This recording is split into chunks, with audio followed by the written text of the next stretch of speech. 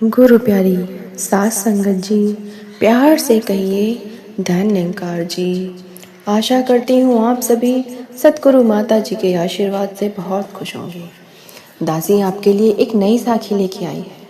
आज की साखी का विषय है बांस का पेड़।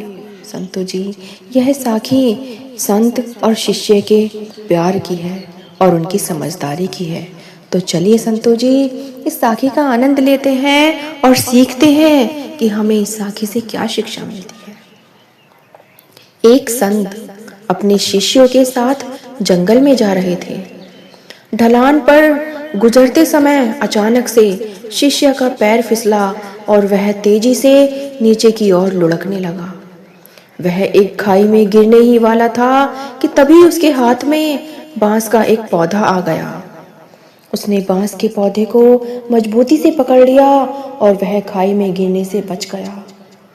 बांस धनुष की तरह तो मुड़ा हुआ, लेकिन न तो वह जमीन से उखड़ा और न ही टूटा। वह बांस को मजबूती से पकड़कर लटका रहा। थोड़ी देर बाद उसके गुरु भी वहीं पहुंच गए।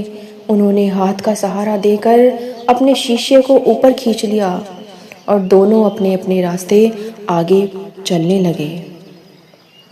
रास्ते में संत ने शिष्य से कहा कि शिष्य, जान बचाने वाले बांस ने तुमसे कुछ कहा, क्या तुमने कुछ सुना? शिष्य ने कहा, नहीं गुरुजी, शायद प्राण संकट में थे मेरे, इसलिए मैंने ध्यान नहीं दिया। मुझे तो पेड़ पौधों की भाषा भी नहीं आती। आप ही बता दीजिए कि उस पेड़ ने मुझे क्या संदेश दिया। संतो जी, गुरुजी मुस्कुराए और कहे, खाई में गिरते समय तुमने जिस बांस को पकड़ लिया वह पूरी तरह तो मुड़ गया था, फिर भी उसने तुम्हें सहारा दिया और तुम्हारी जान बचा ली। संत ने बात आगे बढ़ाते हुए कहा कि बांस ने तुम्हारे लिए जो संदेश दिया है वह मैं तुम्हें दिखाता हूँ, चलो। गुरु ने रास्ते में खड़े बांस के एक पौधे को खींचा और फिर छोड़ दिया। बांस लचक कर अपनी जगह पर वापस लौट गया।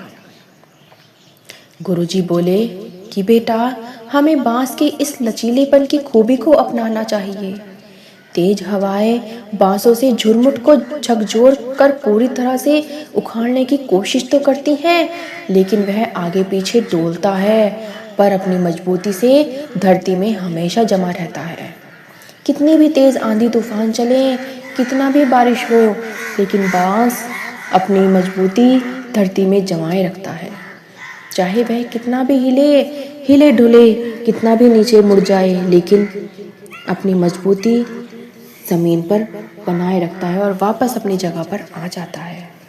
तो बेटा, बांस ने तुम्हारे लिए यही संदेश भेजा है कि जीवन में जब भी मुश्किल दौर आए तो थोड़ा झुककर विनम्र बन जाना चाहिए, लेकिन टूटना नहीं है, क्योंकि बुरा दौर निकलते ही पुनः अपनी स्थिति में दोबारा पहुंचना है हमें। शिष्य बड़े गौर से सुनता रहा। गुरुजी ने ऐसे ही आगे कहा कि बेटा, बांस न केवल हर तनाव को झेल जाता है, बल्कि यह उस तनाव को अपनी शक्ति बना लेता है और दुगनी गति से ऊपर उठता है।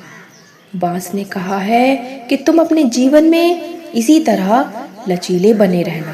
संतो जी, इस साखी से हमें यही शिक्षा मिलती है कि गुरु ने शिष्य को यही समझाया कि पुत्र, पेड़ पौधों की भाषा मुझे भी नहीं आती, लेकिन बेजुबान प्राणी वृक्ष हमें अपने आचरण से बहुत कुछ सिखाते हैं।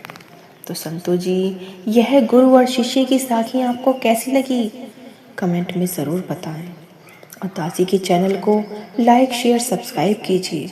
दासी आपके लिए और अच्छी साखी लेके आएगी। प्यार से कहिए संतो जी, धन निरंकार जी।